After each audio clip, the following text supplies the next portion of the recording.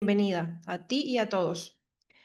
Yo tengo mucha curiosidad. Bueno, Leandro, me escribes y te lo puedo pasar.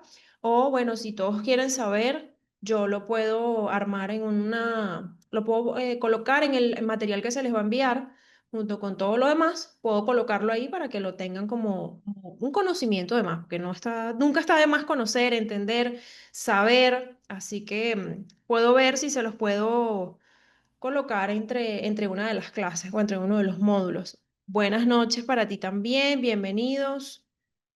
Bueno, ahí se van uniendo poco a poco. Si alguien más quiere saber lo que acabo de decir, me pregunta, ¿sí? Mientras tanto, voy a ir cargando las diapositivas en donde nos quedamos el día de ayer para continuar. Si hay alguien nuevo que vio la clase de ayer, sé que hay una, pero no sé si hay otra persona, pues, y tiene alguna interrogante, nos puede preguntar con toda confianza. Les voy a avisar cuando esté compartida la pantalla para que me digan si se ve o no se ve. Y bueno, también si me escuchan, si me ven, importante también. Siempre se me olvida preguntar eso. Acá nos quedamos ayer y no lo extendí porque el tiempo se nos fue. Entonces lo dejamos hasta acá. Me dicen si se ve bien, por favor. Perfecto y se escucha fuerte y claro. Perfecto. Gracias, Jelly. Mi A mano la derecha. orden. Siempre, siempre ahí. Bueno, vamos iniciando y las personas que se van uniendo, pues van escuchando lo que vamos hablando y igual van a tener sus grabaciones, así que no se preocupen, no se van a perder de nada. Si ven las grabaciones, no se van a perder de nada, así lleguen un poquito tarde. Ayer también mucha gente entró tarde porque, bueno, son diferentes horarios y es comprensible. Entonces, tenemos acá, estamos en la parte de la función del psicólogo, ¿sí? ¿Cuál es la función del psicólogo? El ciclo del conocimiento en la parte de psicología clínica, ¿sí? En esa parte nos quedamos ayer. Y hoy, bueno, tenemos mucho, mucho más contenido para ver, igual que el resto del diplomado que está cada vez más interesante. Ya van a ver que cada día, cada clase va a estar más interesante, ¿sí? Entonces, cuando nosotros hablamos de un psicólogo clínico, hablamos básicamente de investigaciones científicas, ¿sí? Porque como lo dice la palabra psicología clínica, nos vamos más hacia lo clínico, nos vamos más hacia la parte de diagnóstico, hacia la parte de investigación. De hecho, hay psicólogos clínicos que se dedican es a la parte investigativa. No atienden pacientes, no atienden población en general, sino que se dedican netamente a la parte de investigación. Y gracias a esos psicólogos que se dedican a la parte de investigación es que tenemos muchos tipos de PDFs, de archivos, así logramos entender muchas cosas gracias a esos estudios. Incluso las personas cuando se gradúan, que uno hace su tesis o su trabajo de grado, sí, eso cuenta como una investigación, porque relativamente eso es una investigación. Necesitas una población, necesitas una muestra, necesitas aplicar instrumentos, entonces no cuenta como una investigación amplia porque normalmente se usan poblaciones más pequeñas, ¿verdad? Que como las otras investigaciones más amplias, pero se podría decir que también es debería ser bastante considerable. De hecho, en las páginas de las universidades tienen partes en donde están publicadas ese tipo de investigaciones que son muy, muy interesantes, ¿sí? Entonces, la validación de las terapias en nivel de psicología clínica. Sí, se realizan estos estudios para evaluar si hay esa eficiencia, esa eficacia entre diferentes enfoques terapéuticos y entre técnicas de intervención. ¿Por qué? Porque tú necesitas saber si eso que tú estás haciendo funciona, ¿ok? No nada más para uno, sino para todas las personas y todos los pacientes y incluso en la docencia, ¿ok? Incluso en la docencia. Eso es muy importante, tener ese pensamiento crítico, ¿sí? Muy buenas noches a todos. Buenas noches, Jesús. Bienvenido. Bienvenido a la clase de hoy. Empezamos hace poco. Empezamos hace poco, así que vamos bien. Entonces, la formación académica.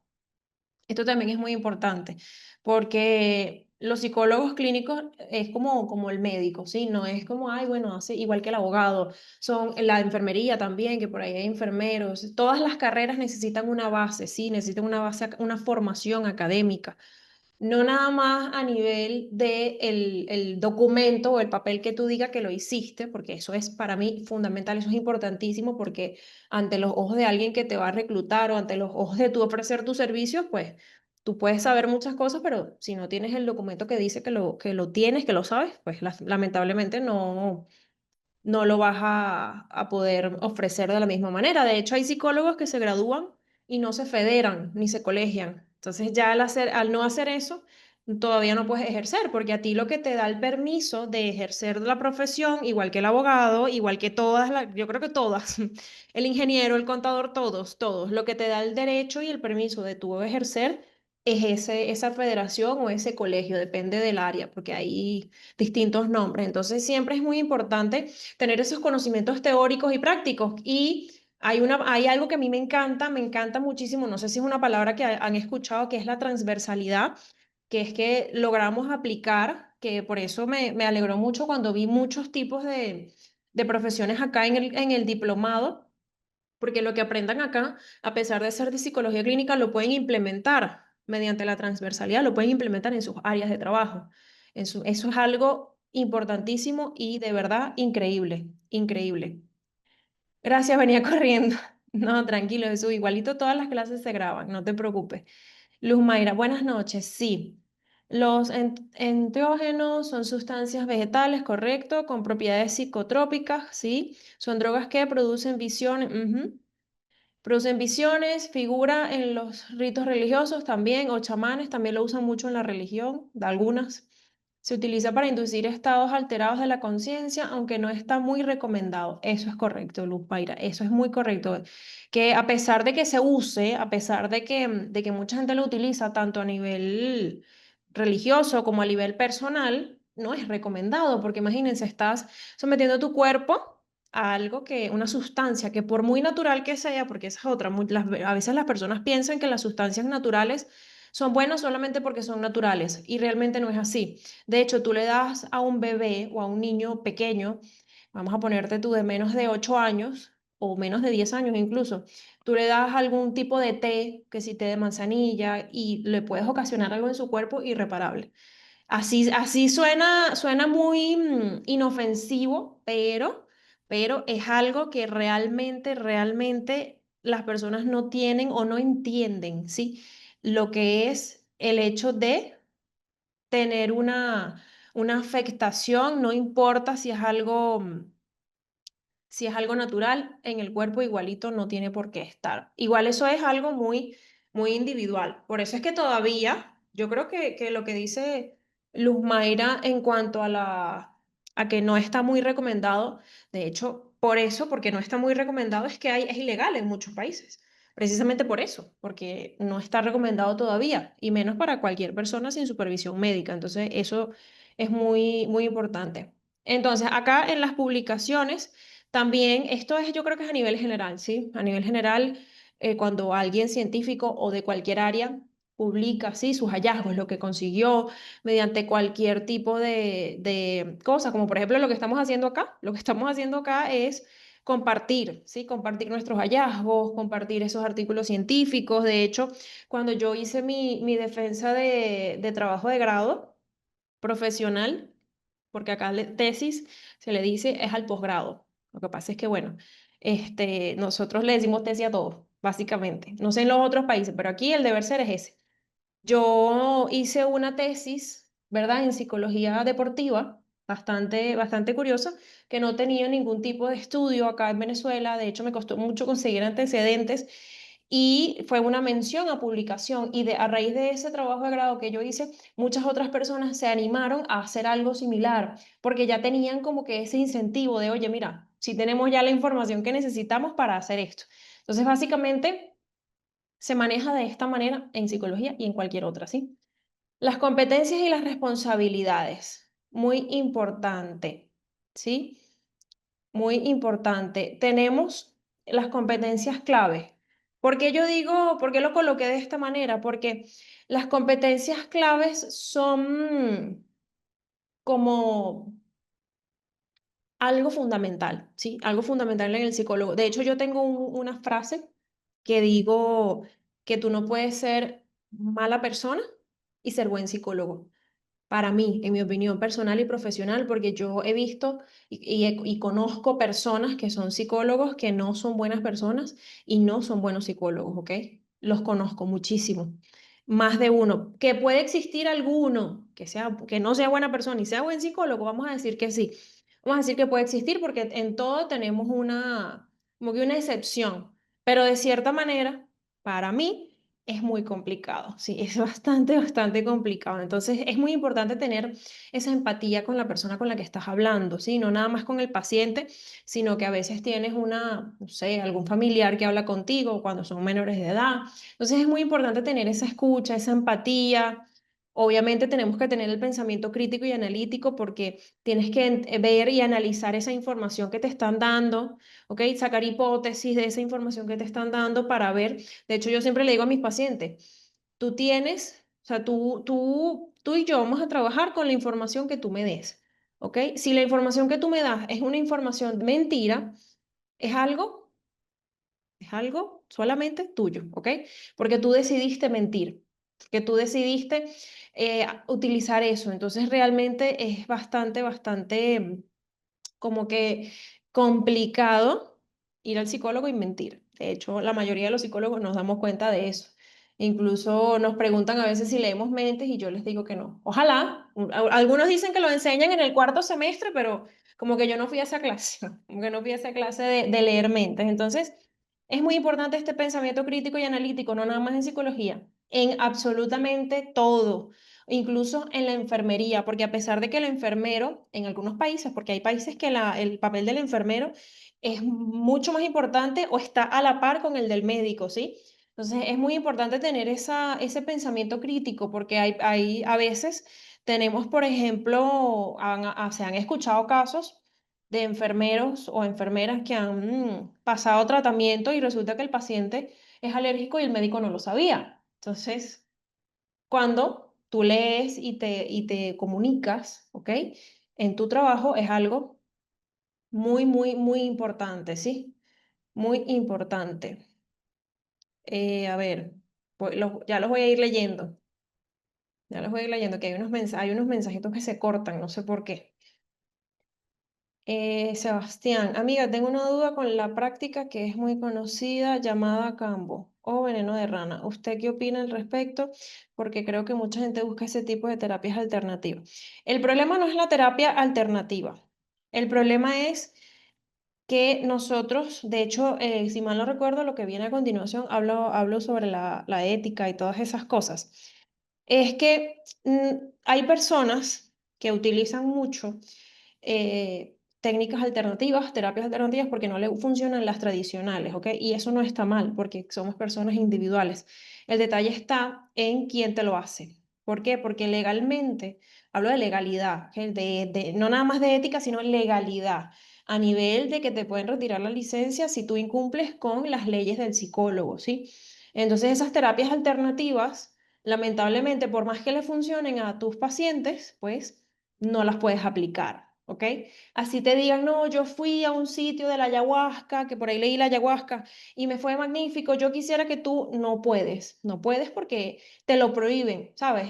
Es una prohibición. Entonces realmente como que el término de terapias alternativas es bastante amplio. Sin embargo, que yo sepa, corríjanme si me equivoco porque me puedo equivocar, hasta donde yo sé, ¿ok? Hasta donde yo sé, todavía no existe una base científica, científicamente comprobada, estudiada, ¿ok? Que respalde ese tipo el campo, bueno, depende porque cada país tiene como que su nombre distinto, pero es como muy, dicen que cura enfermedades, dicen que, bueno, cura cosas, el cáncer, infertilidad, dicen que cura muchas cosas, pero es algo que se tiene que hacer bajo personas que tengan experiencia, ¿sí? No se puede hacer bajo cualquier tipo de persona porque es algo bastante complejo. Correcto, está Inter, supongo que dice interesante, aquí en México, ok, vamos a leer acá, esto es... Adicciones, ajá. Están investigando el tema de enteógenos, ok. En el Perú, la ayahuasca, sí, es patrimonio nacional. Tengo más de 15 años de experiencia en temas de adicciones y ubico muchísimos casos de Tiene un éxito de apenas el 4%. Saludos desde la Ciudad de México, pero vengo a actualizarme y a aprender, sí. Con H. Realmente sí, o sea, hay muchos países que pueden estarlo implementando, pero como todavía es un riesgo para crear adictos también. Yo trabajé un tiempo con personas adictas y es algo muy complicado porque a veces la adicción te crea, se podría decir que es una neurosis. La neurosis es algo que tú estás consciente de que lo tienes, pero no puedes evitarlo y sufres mucho por eso. Entonces, realmente, de hecho, aquí también practican la ayahuasca, aquí la practican también. Yo conozco personas que lo hacen, personas que no que lo dan, sino que han ido a ese tipo de cosas. Pero a nivel científico sí estamos, por lo menos acá estamos como que más lentos y entiendo, por lo que yo sé, por lo que yo he visto, que todavía no he conseguido como que un artículo que tú digas, uy, completo con toda esa información, pero sí es algo que se está manejando porque están tratando de buscar la manera de cambiar algunas cosas. De hecho, hay personas que son adictos a a nivel, a cosas químicas, porque también existen otro tipo de adicciones. Cuando son adicciones químicas, las tratan de curar con otras adicciones. Entonces es como que, bueno, tienes esta adicción que es horrible, pero vamos a tratar de curártela con esta otra porque es mejor esta que aquella, pero al final las dos son adicciones. Entonces realmente es algo que está súper increíble. Esta interacción humana desde la perspectiva de la psicología clínica se me parece mucho al proceso de coaching. Bueno, ¿qué opina? Les voy a decir algo. El coach, como lo quieran llamar, como lo llamen en sus países, todavía es, de hecho, eso viene de la psicología clínica. Eso viene del humanismo, eso viene de una corriente humanista. De hecho, más adelante hablamos sobre los tipos de corriente, los modelos de todo lo que se ha desarrollado y se ha desenvuelto la psicología, y eso viene a raíz de eso. O sea, no es que el coaching viene primero y después la psicología clínica, no, es al revés. La diferencia, hasta los momentos, hasta el día de hoy, de hecho, yo traté de buscar artículos, ¿verdad? Antes de empezar el diplomado, a ver si conseguí alguno, no conseguí ninguno, que hablaran sobre que ya estuviese como que incluido el coaching con como una técnica psicológica que ya puedes utilizar. Hasta los momentos está entre pseudociencia y ciencia. O sea, están como discutiendo, se podría decir como informes, haciendo ciertos tipos de investigaciones para ver cómo la describen. ¿Por qué? Porque una cosa es que tú seas, por ejemplo, psicólogo, estudies psicología, estudies medicina o estudies alguna rama de la salud y te subespecialices o hagas algún tipo de posgrado, algún tipo de estudio en el coach. Eso es una cosa. ¿Por qué? Porque tú tienes previos estudios sobre lo que es la salud, sobre lo que es la mente, sobre lo que es el cuerpo. Entonces, el problema realmente viene cuando nosotros no manejamos, sino nada más el coaching, nada más eso, solamente eso, no manejamos, no tenemos conocimientos pasados. Hasta los momentos, legalmente no se puede aplicar, en los psicólogos no pueden aplicarlo, porque como les digo, hasta donde yo sé, todavía no se ha como que dado la autorización, se podría decir de una manera, todavía no se ha dado esa autorización y es algo bastante complicado. Buenas noches, saludos, buenas noches, bienvenido.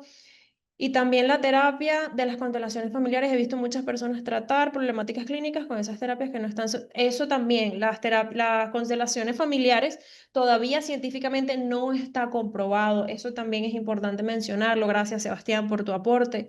Importante mencionarlo. Todavía no se ha sustentado, sí, a nivel científico. Muchas gracias por su opinión. Luz Mayra, mayormente el cambo lo realizan las culturas indígenas, amazónicas, es una sustancia tóxica de la piel de la rana, sí, lo utilizan para quemaduras, pero científicamente no hay evidencias que respalde su eficacia, tiene riesgo a sus efectos adversos, creo que eso va según las culturas y las creencias. Sí, se podría decir que es algo que utilizan más en ciertas culturas indígenas y ese tipo de cosas porque es algo natural. O sea, básicamente tendrán años haciéndolo. Entonces, por eso es que es muy importante. De hecho, hay personas que han dicho que es mejor la enfermedad que el remedio del campo, porque dicen que los efectos secundarios son horribles, horribles, horribles, espantosos. Entonces, imagínense ustedes el efecto secundario tan fuerte que debe tener eso, que la gente dice que es peor el remedio que la enfermedad. Prosigo. Las responsabilidades éticas.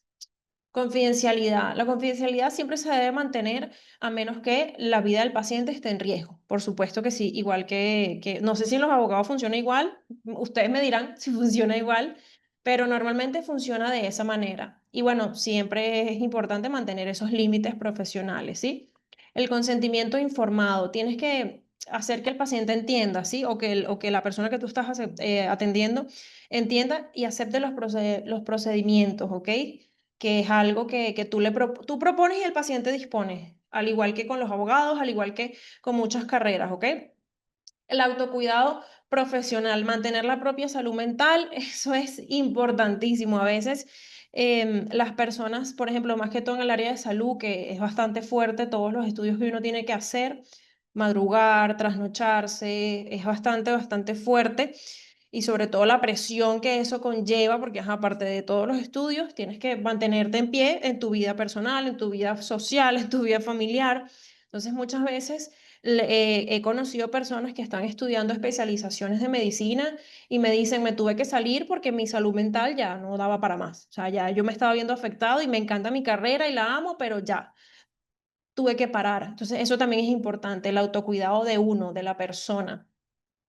Acá les voy a hablar un poquito, para no extendernos tanto, sobre la ética de la psicología clínica, de la práctica clínica, ¿sí?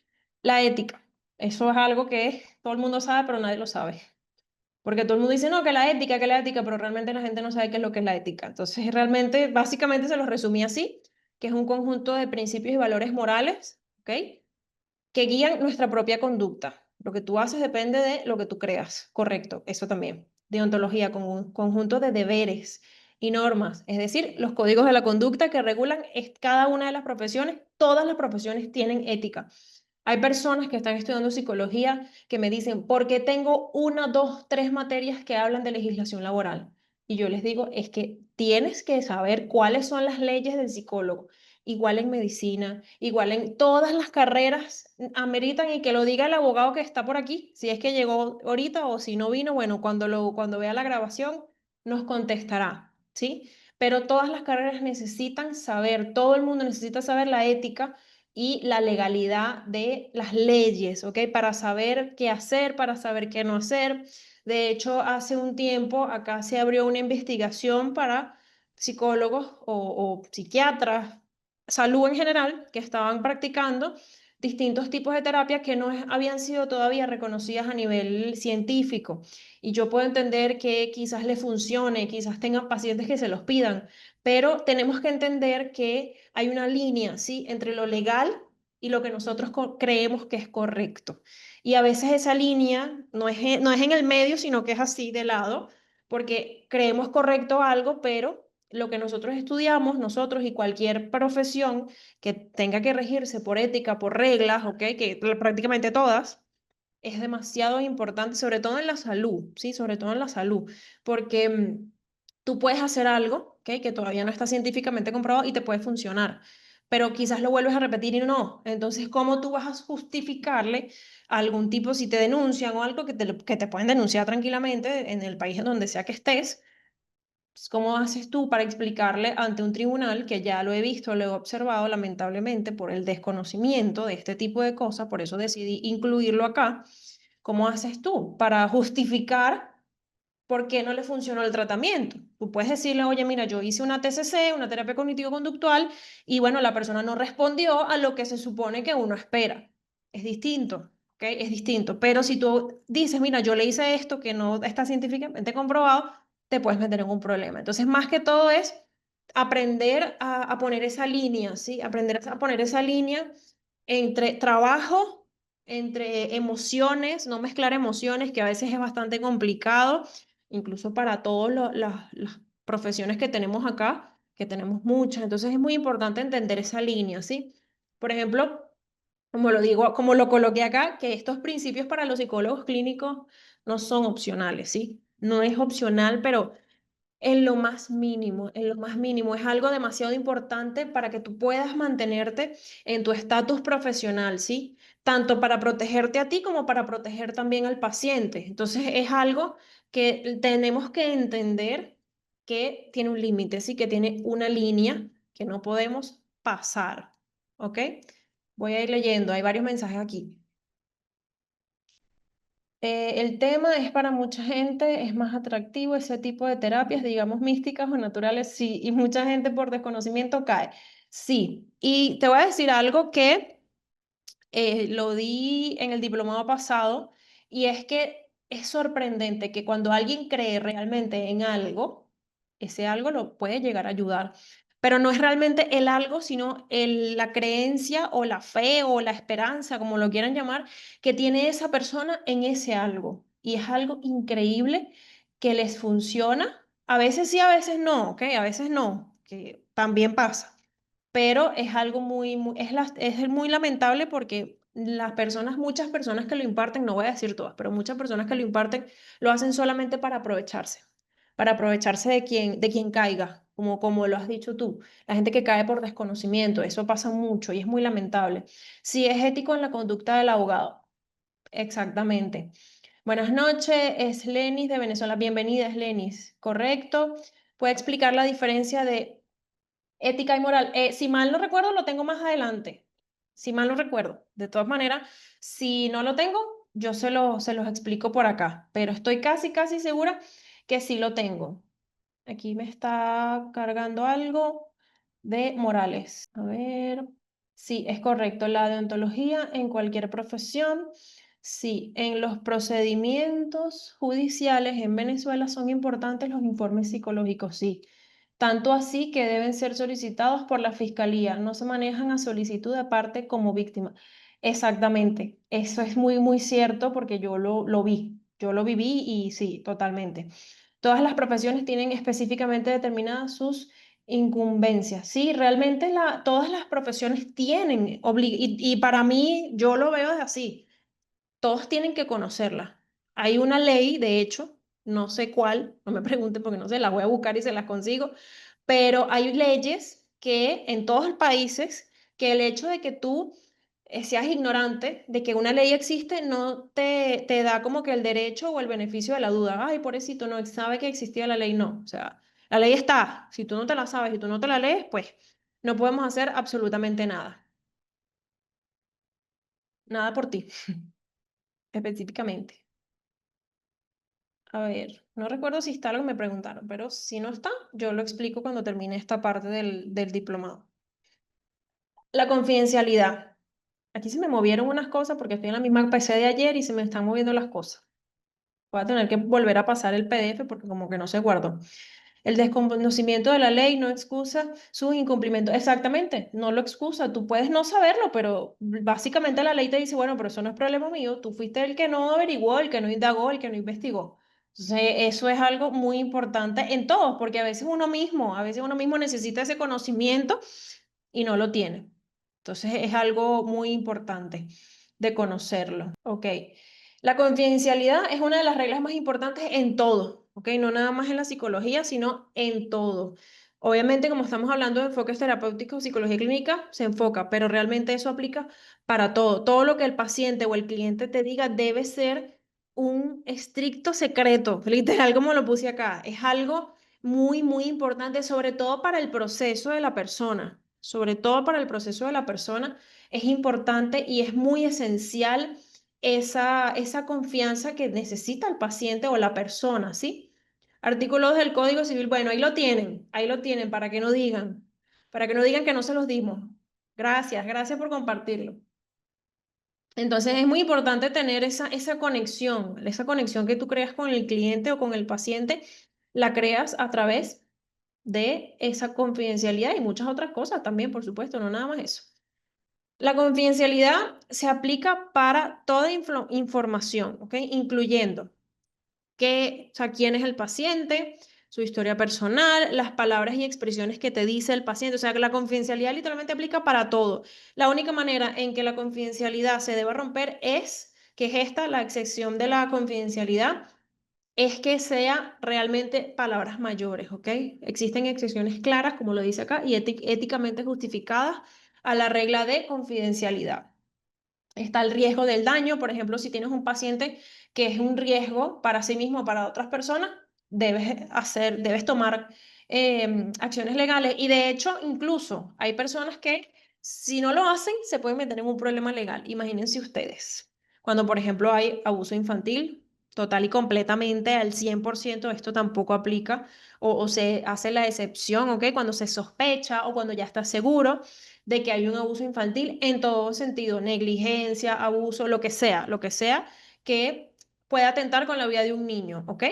Y bueno, cuando existe un mandato legal que exige la revelación de esa información, también aplica para, por ejemplo, en el caso de cuando hablábamos de ayer, creo que lo mencionamos de las personas que están en la LOPNA o en el SECNA, que es el Consejo de Protección de Niña, Niña y Adolescente, ahí cuando tú eres psicólogo, tú tienes la obligación o sea, tu informe tiene que ser un informe bastante detallado donde diga, mira, si hay o no hay, o hay que investigar más, entonces eso es importante. De hecho, acá mencionaron, ¿quién fue? Vamos a ver, el señor Morales o la señora Morales, no sé, porque dice Morales, no sé si hombre o mujer.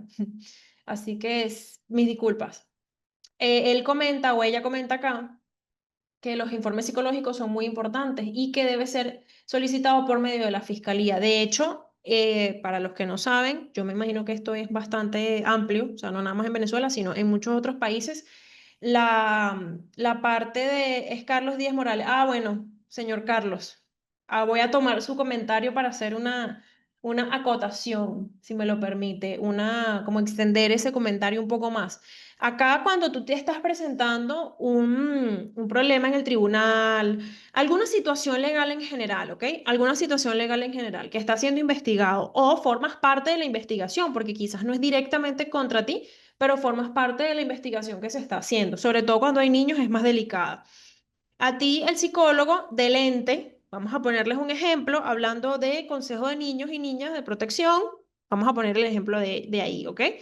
Cuando tú citas al familiar, a la persona incluida, ¿ok? A la persona que está involucrada, sea directa o indirectamente, tú citas a una consulta psicológica que es obligatoria, no es opcional, tú tienes que ir. Tú te set cita, si la persona no va, se hace una segunda citación. Segunda vez la persona no va, se hace una tercera. Y si a la tercera citación la persona no va, tú debes denunciarlo y decir, bueno, mira, si esta persona se le ha citado 3 veces, ese es el protocolo, 3 veces.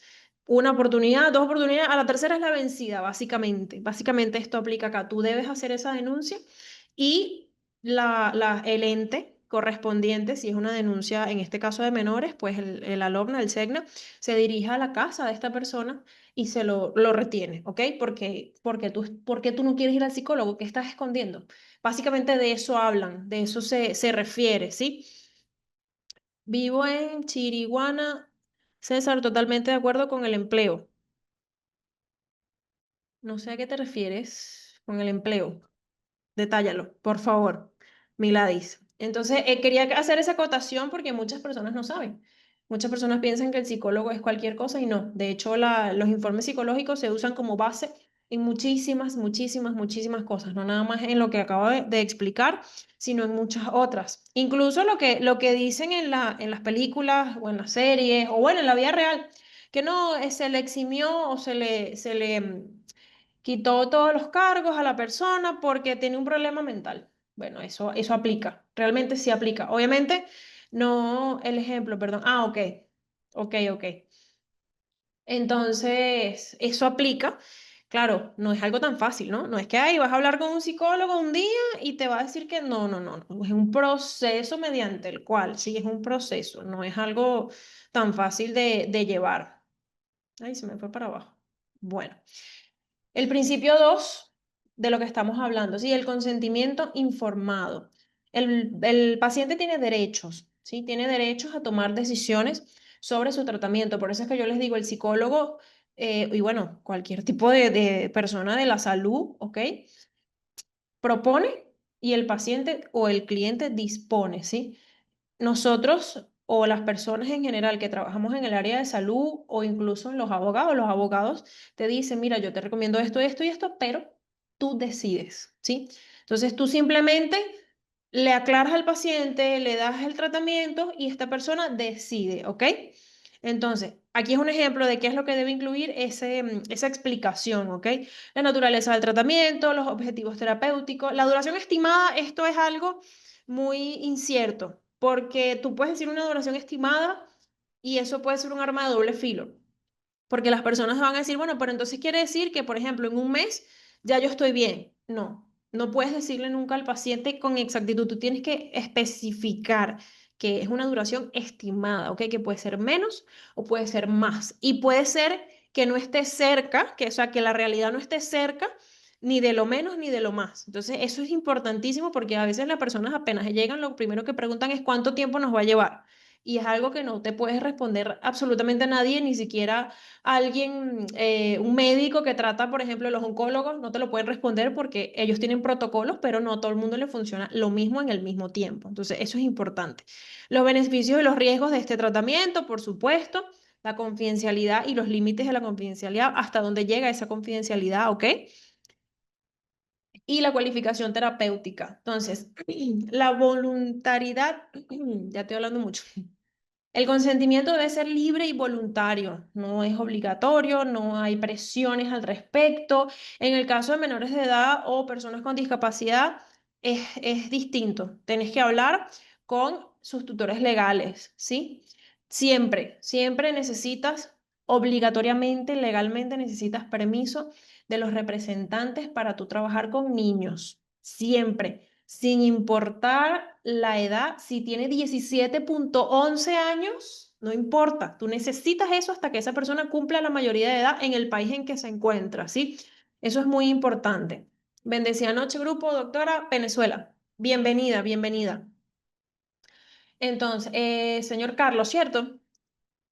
Yo acostumbro a documentar incluso la decisión de libre voluntad y luego verificar el avance. Totalmente. De hecho, uno siempre el deber ser, hay muchos test que se pueden aplicar al inicio del tratamiento, al final del tratamiento se repite o se repite a mitad del tratamiento para ver cuáles han sido los avances. Eso también es muy, muy específico. No necesariamente un test psicológico, puede ser cualquier tipo de test, ¿ok?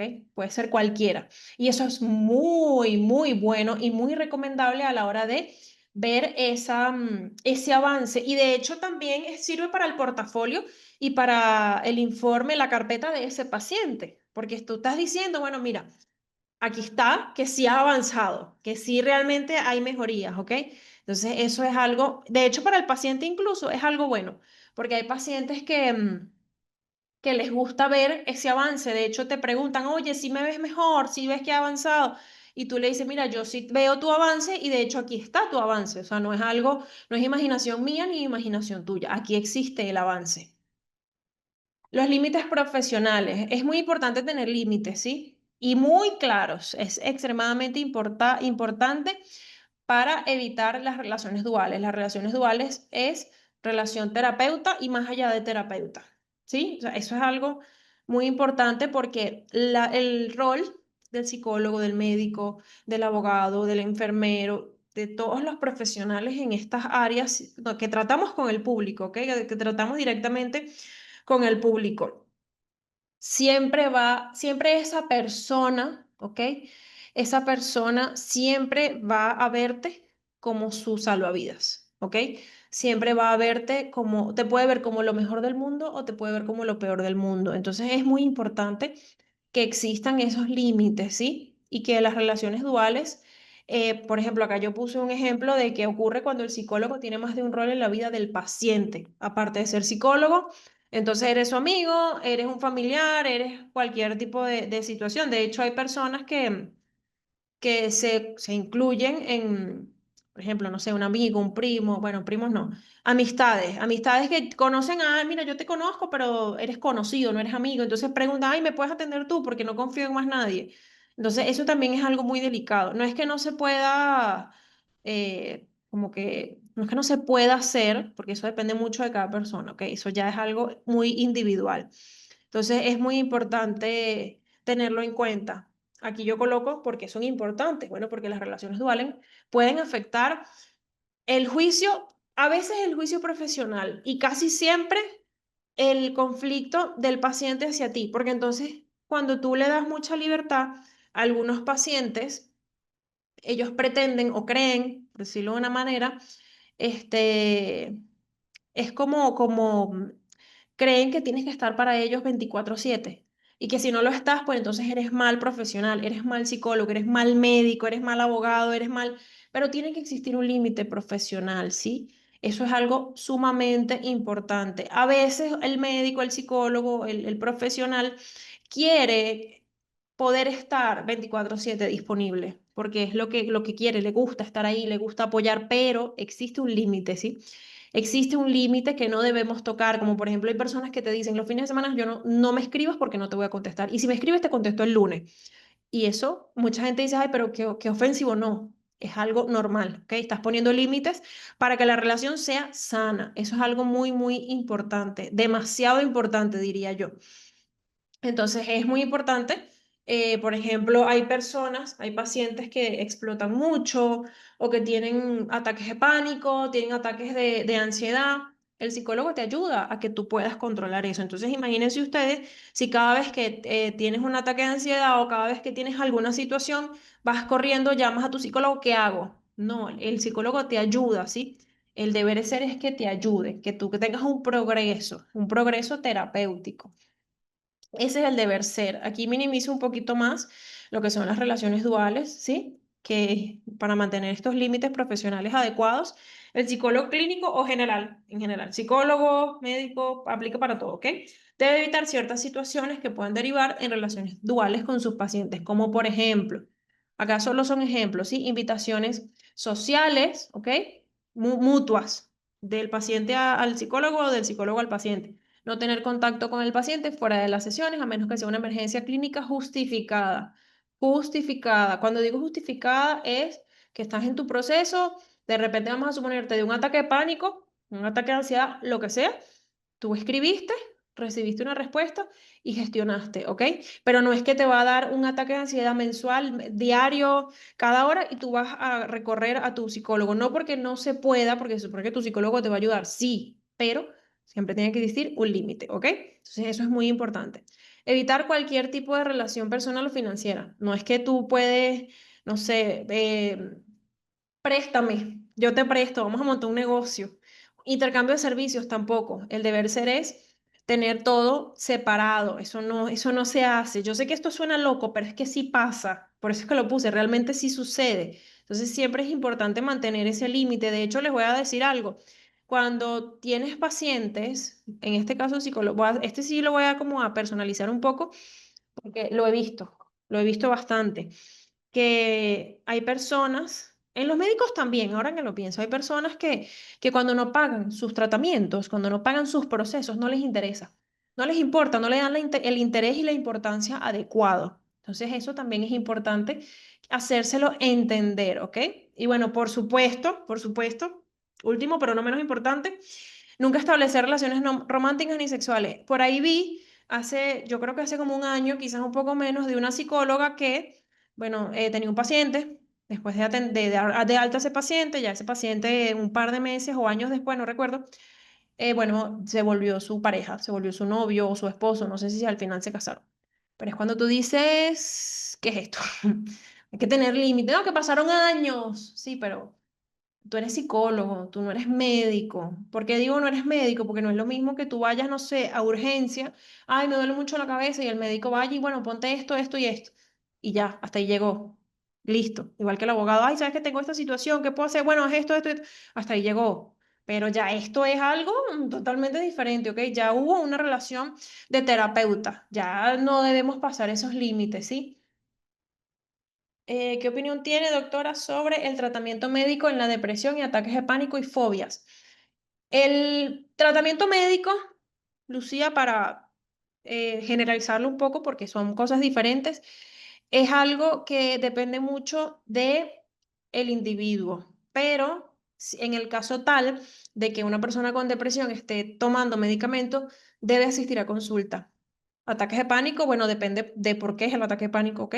Y las fobias, bueno, realmente las fobias básicamente se pueden trabajar como un trastorno de ansiedad, depende del tipo de fobia, depende de la duración, depende de muchas cosas, ¿sí? Pero en mi opinión, ¿ok? En mi opinión profesional, es extremadamente importantísimo que nosotros, cuando somos atendidos por médico, vamos a ponerle psiquiatra, porque normalmente eso lo hacen los psiquiatras, debemos asistir al psicólogo también, ¿ok? Porque esos tratamientos son temporales, son tratamientos que te van a ayudar, pero no te van a curar. Entonces, imagínate tú, alguien que sufre de depresión y que tiene que tomar un medicamento toda su vida para poder funcionar. O sea, imagínate tú esa esclavitud. Entonces, eso es muy importante entender. Es una ayuda, a veces, no siempre. Es una ayuda, mas no tiene por qué ser algo solamente médico. Es una ayuda, ¿sí? Y pueden surgir preferencias a los pacientes. Realmente no. Realmente el deber ser es que no haya, ¿no? Empezando por ahí. Pero yo sí les puedo decir, como profesional, que cuando uno tiene un paciente dedicado, honesto, sincero, que respeta, eso a uno como profesional lo llena mucho, ¿sí?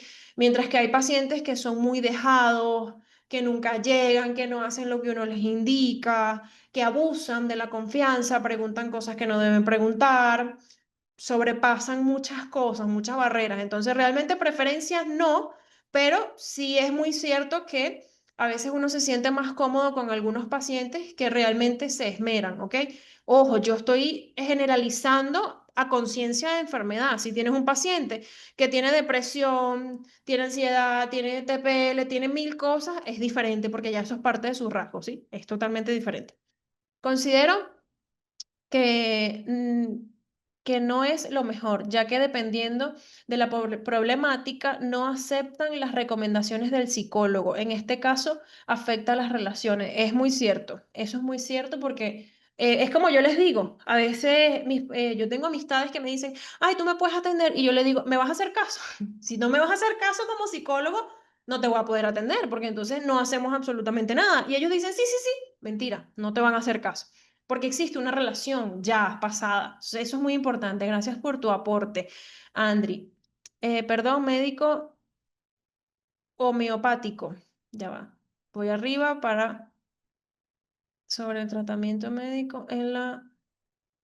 Ah, ya va. Ya voy a conectar tu comentario. Déjame terminar acá. El psicólogo también limita el trato terapéutico con la familia. Depende. Depende porque si tú tienes, si, por ejemplo, yo tengo, vamos a ponerles un ejemplo bastante común, menor de edad, supongamos un adolescente. Supongamos que el adolescente tiene que trabajar muchas cosas y tal, todo perfecto. Pero, ¿qué sucede? Que tú necesitas, cuando tú tratas con menores de edad, tú tienes obligatoriamente, es obligatorio, ¿ok? No es opcional. Obligatoriamente tú tienes que tratar a las personas con las que vive ese niño o esa niña, ¿ok? Con las que vive o con las que interactúa al día a día. Vamos a poner un ejemplo, no vive con X persona, pero interactúa todos los días con sus abuelos, por ejemplo. Entonces tú tienes que trabajar, tienes que hablar con esa persona. O sea, tienes que tener ese trato terapéutico también con esas personas que rodean a ese niño o a esa niña, ¿ok? Muy importante. La voy arriba, voy abajo, que tengo varios mensajes aquí. Vamos a ver si los puedo leer mejor por aquí, porque por ahí se me pierden un poco. Voy a conectar el comentario de Lucía con lo que escribió para ver. Igual pueden ir escribiendo. Lo que pasa es que estoy subiendo porque el cuadrito es muy chiquito y no lo puedo agrandar. Tengo que buscar el comentario para poder conectarlo. Ajá, aquí está. ¿Qué opinión tiene, doctora, sobre el tratamiento? Supongo que hablas del tratamiento homeopático en la depresión y ataques de pánico y fobias. Bueno, es una muy buena pregunta porque hasta donde yo sé, como repito, corríjanme si me equivoco porque me puedo equivocar, quizás ayer o hace una semana salió un estudio y yo no lo sé, ¿ok? El tratamiento homeopático entiendo que es considerado como una medicina alternativa hasta los momentos, hasta los momentos. Ahora, yo como psicólogo, yo puedo atender, ¿verdad? Un paciente como vamos a poner un ejemplo, depresión, que es una de las cosas que mencionaste. Si esta persona me dice que está asistiendo a ese tipo de tratamiento y que le funciona, yo puedo tranquilamente trabajar a ese paciente desde mi enfoque terapéutico psicológico mientras ese paciente está recibiendo ese tratamiento. No hay ningún tipo de problema, porque si al paciente le funciona y el paciente cree en ese tratamiento, tú tienes que respetarlo, ¿ok? tienes que respetarlo obligatoriamente. Si le funciona o no, ya no es algo que depende de ti, porque tú no le puedes decir al paciente, oye, ¿tú estás seguro que eso funciona? Porque eso científicamente no está comprobado.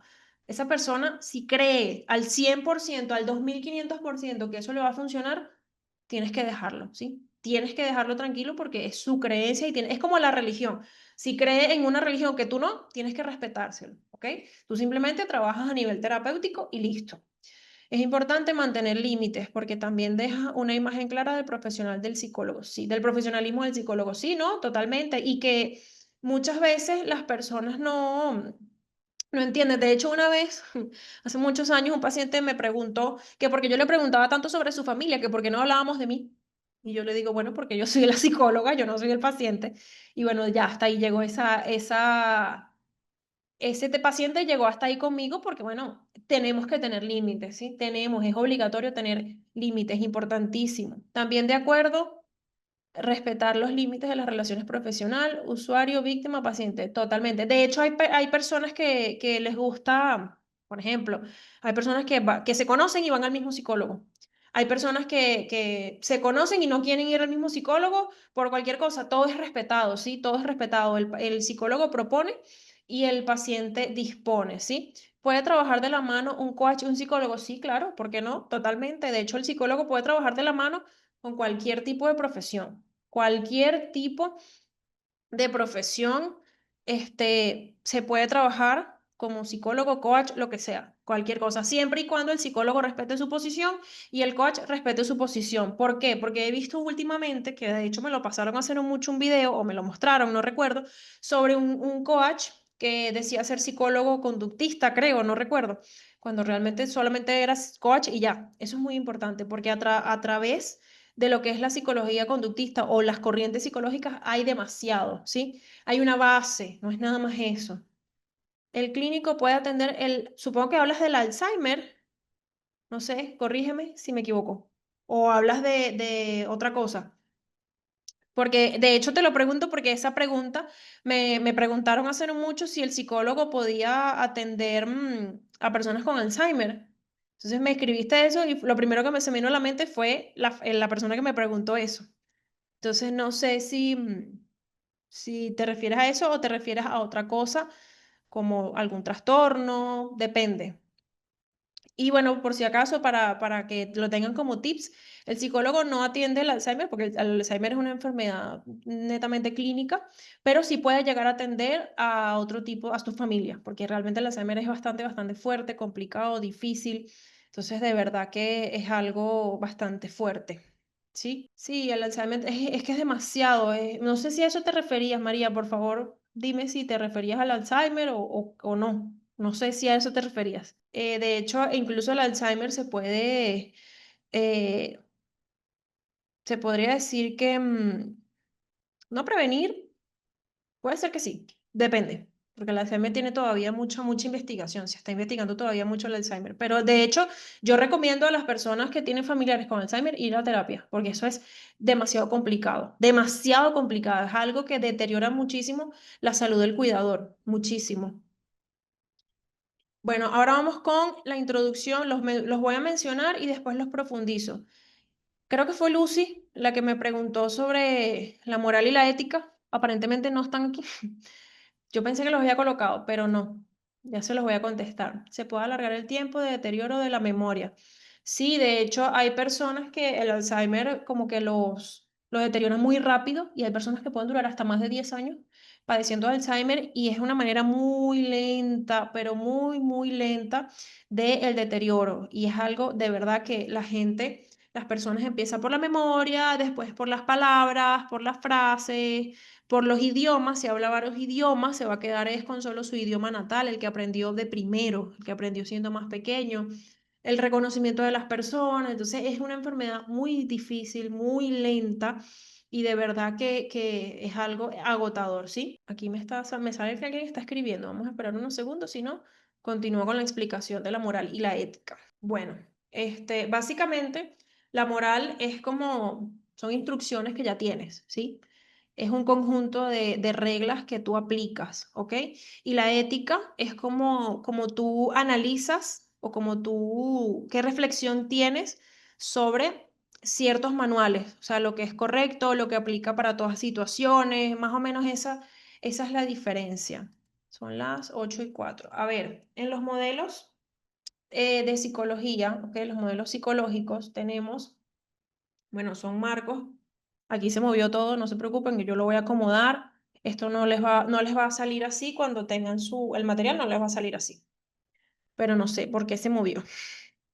Bueno, son marcos teóricos porque son teorías que se han ido comprobando o se han ido desmintiendo porque no a todo el mundo le sirve, que nos ayudan a entender el comportamiento humano, la salud mental, la enfermedad de la persona, ¿ok? Tiene como que ciertos tipos distintos de enfoques también. Entonces funcionan básicamente como una lente que te ayuda a ver y analizar y a abordar los problemas de los pacientes de una manera diferente, adaptándose a la persona que tienes al frente, ¿sí?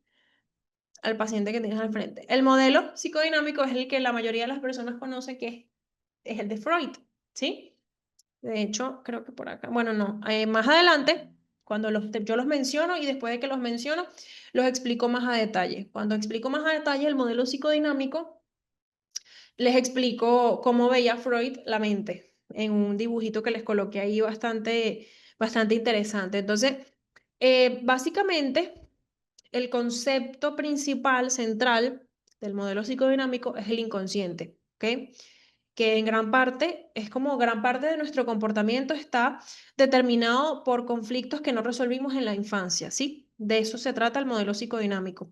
Los síntomas psicológicos se ven como manifestaciones del inconsciente, manifestaciones de cosas que ni siquiera te acuerdas, ¿ok? Que las tienes guardaditas en tu mente. Esta técnica, o sea, este modelo utiliza la técnica que es el diálogo, la interpretación de sueños, la asociación libre, depende, ¿ok? Depende de cómo si eres nada más psicodinámico o si aplicas otras cosas más, ¿sí?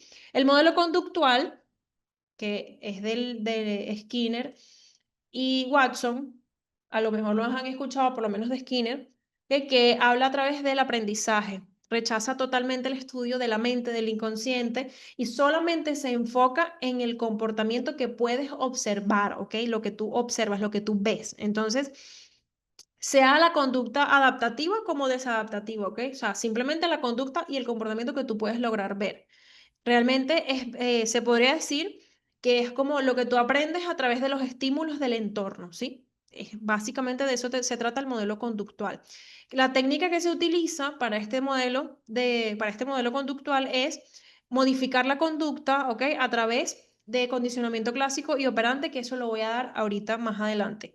Si nos da tiempo hoy, si no, lo vemos mañana. El humanismo, que lo mencioné hace rato para darles un ejemplo, es el de Rogers. Y Maslow, la pirámide de Maslow, no sé si las han escuchado alguna vez, acá la tenemos, más adelante también creo que la coloqué. Básicamente habla de la autorrealización, ¿sí? De hecho, se podría decir que es como una mezcla o una respuesta, ¿sí? Se podría decir que es una respuesta al psicoanálisis y al conductismo. Tiene como que un poquito de ambas. Entonces se enfoca más que todo en la capacidad que tiene el ser humano, que es innata, ¿ok? La capacidad que tenemos para crecer, para alcanzar el potencial máximo que tenemos, para sanar propiamente, ¿sí? Es algo como que viene desde más allá, más profundo. Entonces, la patología surge más que todo cuando el individuo no logra complacer esas necesidades básicas o cuando su entorno le impide desarrollarse plenamente. Ahí es cuando empiezan a tener como que este tipo de consecuencias, se observan conflictos, se observan muchas cosas y el motivo es este que acabo de mencionar, ¿ok? El entorno. El entorno, las satisfacciones hacia el entorno, las necesidades básicas, ¿ok? Entonces, en este caso se utiliza la técnica de terapia que se centra en la persona, ¿ok? Se basa en la empatía, se basa en la congruencia del terapeuta, se basa en la aceptación, ¿ok? Es muy, como lo dice la palabra, es muy humanista, es muy personal, es muy empática, es muy propia de la persona, ¿sí? Acá dejaron un mensajito. Vamos a ver. Skinner, más allá de la libertad y la dignidad, totalmente. Nuestro Skinner. El modelo cognitivo, no sé si lo han escuchado, Beck, que es el principal, ¿ok? Habla de el pensamiento. Como lo dije en la clase de ayer, el cognitivo es el pensar, ¿sí? El pensamiento. Cognitivo, pensamiento. Conductual, conducta. Entonces, este modelo propone más que todo que los eventos no son nada más como lo que nos puede causar malestar, sino la forma en que nosotros los interpretamos, ¿sí? En la forma en la que nosotros lo podemos ver. Eso más que todo trata del modelo cognitivo, ¿ok? Entonces, los trastornos psicológicos que se asocian a este modelo es más que todo cuando existe un pensamiento disfuncional, ¿ok? Cuando ya el pensamiento no es lógico, cuando el pensamiento es disfuncional, se basa en esta terapia, ¿ok? Este modelo habla de eso, netamente del pensamiento. La técnica que se utiliza normalmente es de reestructuración cognitiva. Me imagino que alguna vez la habrán escuchado. De hecho, yo creo que la mencioné ayer y la mencioné también en el diplomado anterior, si hay alguna persona del diplomado anterior. Yo la mencioné varias veces, ¿ok? Ayuda al paciente a identificar, primero tenemos que identificar para poder cambiar los pensamientos irracionales, ¿sí? Necesitamos identificar, si no identificamos algo, no podemos cambiarlo, ¿verdad? Es como las personas que no aceptan que tienen una mala conducta, ¿sí? El Alzheimer es un trastorno cerebral progresivo que afecta la memoria, el pensamiento, incluso la capacidad de realizar actividades diarias. El psicólogo puede ayudar al familiar, es más no al paciente. Eso es correcto, Luz Mayra. Eso es correcto porque no, nosotros con el paciente, no, lo que sí puede hacer el psicólogo, que lo he visto, de hecho me ha tocado hacerlo, es saber si la persona está empezando a padecer de Alzheimer, porque hay muchas veces las personas no lo normalizan o no dicen, oye, mira, esta persona ya va, este familiar tiene cosas que son raras, ya va, ¿y qué pasó aquí? Bueno, básicamente el psicólogo ayuda, de hecho muchas veces los mandan al psicólogo porque no saben lo que es, o los mandan al médico porque piensan que es otra cosa. Entonces muchas veces se les da el diagnóstico de Alzheimer y las personas no lo aceptan. Eso también es algo un poquito complicado para muchos familiares porque no es un diagnóstico fácil de procesar, ¿sí? En el modelo sistémico tenemos el que se centra básicamente en las relaciones, ¿sí? Este modelo de investigación, básicamente, se trata es en la familia, ¿sí? El individuo como parte de un sistema familiar. La patología no se considera un problema individual, se considera por patrones, ¿ok? Patrones de interacción y comunicación y sistema familiar. Es algo muy, como lo dice la palabra, sistémico, sistema, ¿ok? Entonces la técnica se usa, las personas que usan esto, que trabajan con, por ejemplo, con parejas o con familias, ¿ok? Se usan por ejemplo, hay personas que mandan, eso también lo he visto, yo no lo he hecho, pero sí he visto muchas personas que van al psicólogo, entonces el psicólogo les dice, bueno, mira, sí, todos tienen que asistir al psicólogo de manera individual y cada quien va a ir a su psicólogo individual y aquí yo voy a hacer, es la terapia familiar, por ejemplo. También hay personas que van al mismo psicólogo, no hay ningún problema, pero normalmente se recomienda eso. Es posible emplear dos o tres modelos para analizar totalmente. De hecho, es lo que se hace ahora. Incluso, mira, de esto, creo que de eso voy a hablar ahorita o en la siguiente lámina. Totalmente sí. La respuesta a tu pregunta es sí. Sí se puede y de hecho actualmente mucha gente lo hace, incluyéndome, yo también lo hago, porque hace muchos años, un par de años, yo creo que quizás 10 años o un poco menos, 8 años, eso era mal visto. Eso era muy mal visto, eso no era aceptado, no, las personas, los mismos profesionales no aceptaban que tuvieras otro punto de vista, que fuera más grande que el de una sola terapia, un solo tratamiento, un solo modelo. Ya es algo que poco a poco la gente se ha dado cuenta que eso no funciona. De hecho, cuando yo estudié, nunca estuve de acuerdo con las personas que trataban a todo el mundo con la misma terapia. Y bueno, no me equivoqué. Me di cuenta con el tiempo que no me equivoqué. La tendencia actual es la integración de los modelos, justamente lo que acabas de preguntar. Hoy en día la mayoría de los psicólogos clínicos o cualquier otro tipo de psicólogos se adaptan a los enfoques de integración o de integradores. Integramos varias cosas, ¿ok? Varios modelos, utilizamos elementos de varios modelos diferentes que se adaptan a las necesidades del paciente. Esto es importantísimo.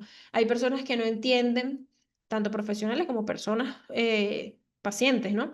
Que no entienden el hecho de que tienes que adaptar la terapia del paciente. No puedes adaptar al paciente a la terapia. Eso es algo demasiado ambiguo, es algo demasiado, es algo que es incorrecto, porque imagínate tú que vas a tratar a todo el mundo, como es como por decirte un ejemplo, tú quieres, si te llega, si tú eres médico y te llegan a la consulta pacientes que son intolerantes a la lactosa, por ejemplo, tú no le puedes dar el remedio igual a todo el mundo, porque bueno, vamos a poner un ejemplo, supongamos que tienes uno que es nada más intolerante a la lactosa y tienes otro que es intolerante a la lactosa y es celíaco. Entonces resulta que el tratamiento de la intolerancia a la lactosa afecta a las personas celíacas. Entonces no puedes tratarlos de la misma manera. Tienes que, juro, dividir, enfocar el tratamiento para cada una de las personas. Por ejemplo, el modelo biopsicosocial, no sé si lo hablé acá o lo hablé, creo que lo hablé en las dos, no recuerdo. Habla sobre cómo es la base, ¿ok? La biología, la sociedad y la parte individual es como la base de comprender todo lo que integra al ser, al individuo, a la persona. Entonces, se consideran factores biológicos, factores psicológicos y factores sociales en la evaluación y en el tratamiento. Precisamente por eso es que se pueden utilizar varios enfoques diferentes de distintos modelos, ¿sí? Aquí les voy a profundizar lo que les mencioné, por eso se los mencioné rápido. Lo mencioné rápido porque ya lo íbamos a profundizar. Considero que durante el camino terapéutico de un paciente se puede utilizar varios modelos, ya que dependiente la problemática varía la terapia. Sí, totalmente, ¿no? Y es algo que realmente, menos mal, que ya la gente se está dando cuenta de eso. Yo conozco muchas personas que tratan por ejemplo, de tratar cosas que son más de humanismo, ¿ok?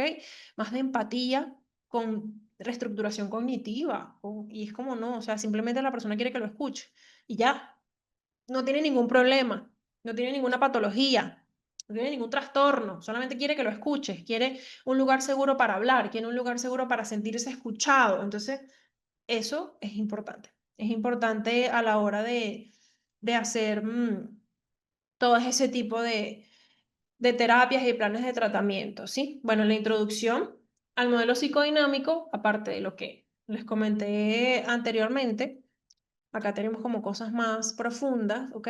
Trata de que el comportamiento, el pensamiento y las emociones están determinadas por algo, por conflictos inconscientes, conflictos de hace mucho tiempo, ¿sí? Conflictos que están guardados en nuestro inconsciente. Como ya sabemos, se desarrolló por Sigmund Freud, ¿ok? Y es una de las corrientes más influyentes, de hecho, de la psicología. Es una de las más usadas, es una de las más conocidas, ¿sí? Y es algo muy interesante porque a muchas personas les funciona. A muchas personas, sobre todo las personas que somatizan y no tienen idea de por qué. Sobre todo a ese tipo de personas les funciona, ¿sí? Los síntomas psicológicos son vistos como una señal, por decirlo de una manera, ¿ok? De un conflicto que no es accesible para nosotros tocarlo, verlo. Oye, me voy a acordar de lo que me pasó a los 5 años. Es difícil, es muy difícil. Entonces ahí es cuando poco a poco empiezas a hablar, empiezas a conocer. De hecho, muchas veces las personas que asisten a terapia tienen como que este tipo de revelaciones, se podría decir. Y le preguntan, yo a veces me toca incluso preguntarles, ¿sabes? Mira, pregúntale a tu familia si te sucedió algo a esta edad, que para ellos no fue importante. Y de repente salen con, no sé, mira, y sabes que una vez estabas en el medio de la calle y casi te atropella un carro, por ejemplo. Y para las personas que no fue nada, pero para ti fue algo muy traumático que te desarrolló muchas cosas. Entonces, eso es importante siempre tomarlo en cuenta y profundizar. A veces nos toca llegar allá, imagínense, porque no logramos acceder a ese inconsciente. Entonces, es importante mencionarlo y entenderlo. Andrés, ya te vamos a dar la palabra. Vamos a ver que Yeli te dé la palabra, que yo no puedo. Cuando te dé la palabra, me avisas para que puedas hablar. Yo guardo silencio y tú hablas. Ok, el objetivo terapéutico.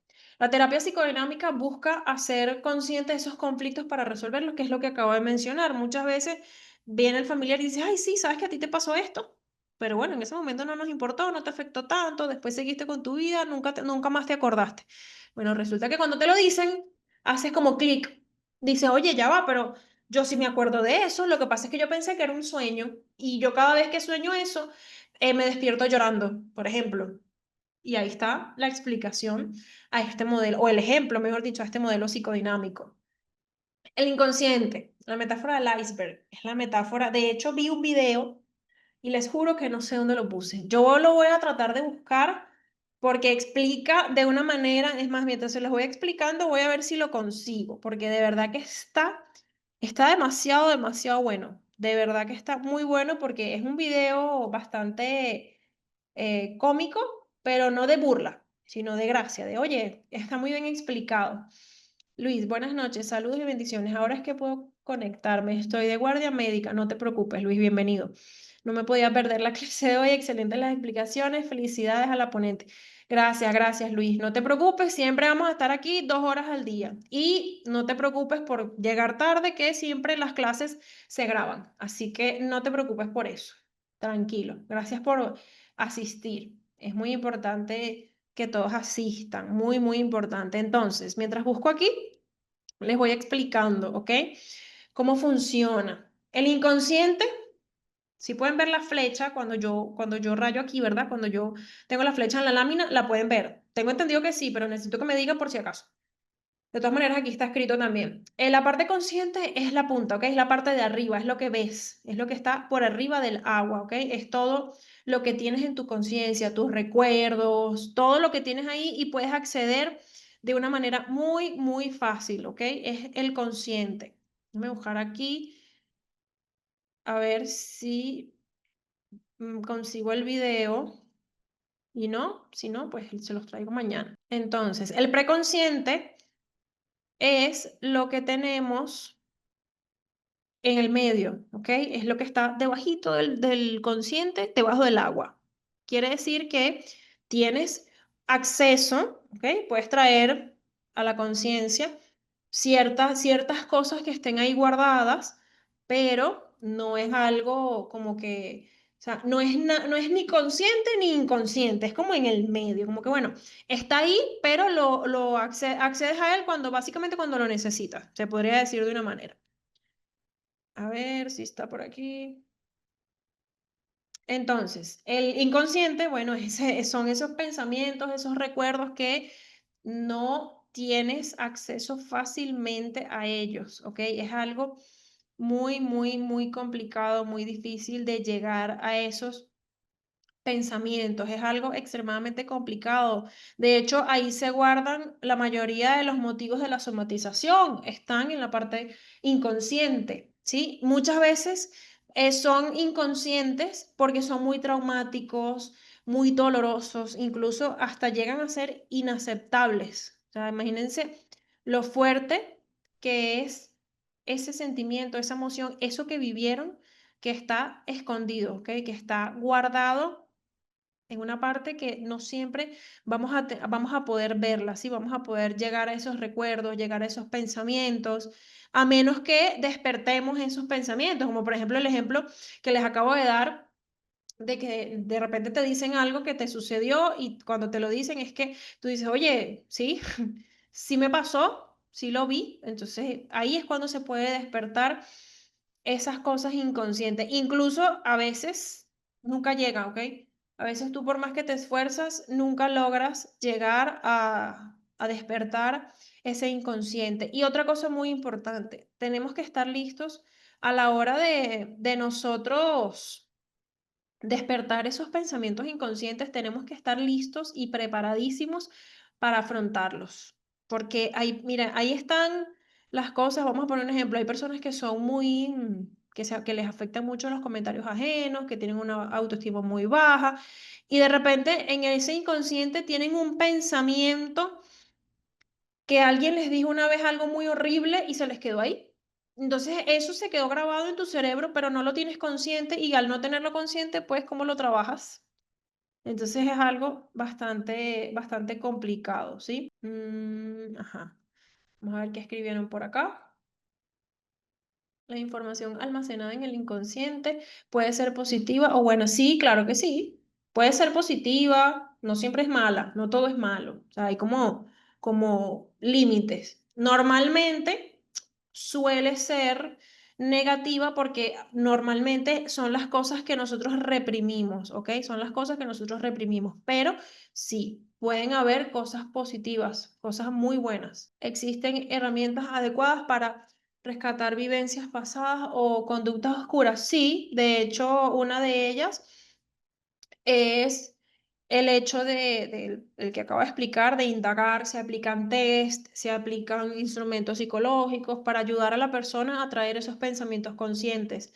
Pero es importante, es muy importante que la persona esté preparada, ¿sí? Tiene que estar preparada. Si la persona no está preparada, es muy complicado y demasiado difícil que alguien pueda acceder. Aquí conseguí el video. Vamos a ver si se los puedo publicar acá, porque no sé si lo voy a poder, porque lo tengo, es un video que me salió en Instagram de una página bastante buena, pero no sé si lo puedo publicar, se lo puedo colocar acá. Y no les quiero poner nada más el audio porque de verdad que la imagen está bastante buena. Entonces vamos a ver si lo puedo abrir por acá y se los muestro. Si no, busco la manera de abrir el Instagram por la laptop para poder publicárselos, ¿ok?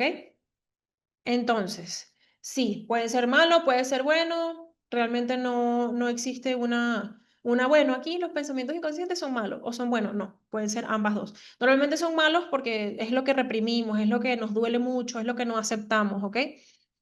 Entonces pueden ser cualquiera de las dos tranquilamente. Vamos acá, mecanismos de defensa. Esto es tan importante porque ya en la actualidad a los niños se les está dificultando mucho tener los mecanismos de defensa tradicionales por el exceso de pantallas y básicamente no están desarrollando muy bien esos mecanismos de defensa que se supone que son innatos, ¿ok? Son innatos, son inconscientes. Es algo que debemos de tener todos porque es la manera, como lo dice la palabra, nos defendemos, es la manera de protegernos, ¿sí? Entonces es algo muy importante que todos aprendamos y que todos entendamos el hecho de poder, ¿sí? El hecho de poder desarrollarlos de una manera sana, de una manera adecuada y no nada más por tener una vida hostil, ¿sí? La función de los mecanismos de defensa es, como lo dice acá, o sea, distorsionar en el sentido de que nos ayuda a reducir un poquito el malestar emocional, ¿sí? El malestar psicológico. Entonces surge, como lo dije, una respuesta automática ante una situación que te puede generar un conflicto, tanto interno, un conflicto de ansiedad, un conflicto en general, ¿ok? Son procesos inconscientes, inconscientes al 100%. Es algo, como lo digo, es algo que tenemos que tener, ¿ok? La persona no es consciente de que los está utilizando. No es como, ay, bueno, mira, me estás hablando feo, yo en este momento voy a utilizar mi mecanismo de defensa, de evitación. No, o sea, no somos conscientes de que los estamos utilizando. De hecho, muchas veces en las terapias es que tú le dices al paciente los mecanismos de defensa, qué son, cómo son, cuáles puede tener el paciente también. Entonces, es algo muy importante y muy relevante que todos debemos entender. Aquí yo los explico un poco, ¿verdad? La represión y la negación, que son más o menos le puse como los más relevantes, ¿sí? La represión es ignorar, básicamente. Ignorar esos recuerdos y esos pensamientos malos, ¿ok? Hacia nuestra otra parte de nuestro cerebro que no sea la conciencia, ¿sí? Entonces, por ejemplo, acá, el ejemplo que les di del evento, ay, yo soñé, cuando estabas pequeña casi te atropellan. Bueno, se podría dar como un ejemplo acá, como yo lo coloqué, una persona que olvidó un evento traumático de su infancia, ¿ok? Porque lo reprimió. Yo creo que esta es una de las que más observo yo, la negación, que es rechazar que algo existe, ¿ok? De algo que te duele tanto que lo rechazas al 100%. El problema es que al rechazarlo, entonces creemos que no, que va a dejar de existir y ya no nos va a hacer daño, cuando realmente ojalá funcionara así, pero lamentablemente no funciona de esa manera. Como el ejemplo acá, que bueno, yo creo que el mejor ejemplo que pude colocar, porque es el más común, un fumador que ignora las advertencias sobre los peligros para su salud. Cabe destacar que en la persona que fuma es un poco más allá, va un poco más allá de la negación, porque ya también puede generar una adicción, tanto química como comportamental. Puede ser cualquiera de las dos, ¿ok? La proyección y la sublimación. La proyección es atribuir a otras personas, ¿ok? Lo que nosotros nuestros propios sentimientos o impulsos que no aceptamos, cosas malas, ¿ok? ¿Qué pasa? Yo he logrado ver, he logrado observar a lo largo de las personas que he tratado en terapia individual, más que todo, que no existen nada más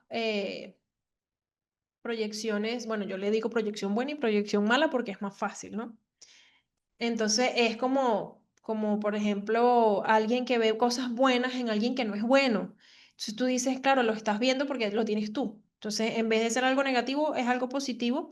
¿En qué sentido positivo? Que bueno, yo creo que si le podríamos buscar algo similar, sería esas expectativas que nosotros le ponemos a las personas. Eso, podría decirse que podría ser una proyección positiva. Y en cuanto a proyección, como la conocemos, ¿ok?